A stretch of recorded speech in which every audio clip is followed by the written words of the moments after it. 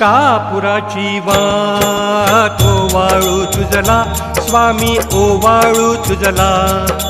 देहभाव अहंकार सहजची जाळीला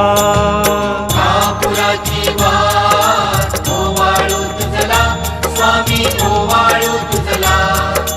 देहभाव अहंकार सहजची जाळीला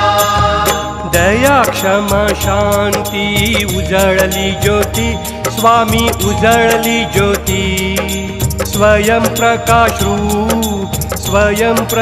रूप स्वामी देखली मूर्ती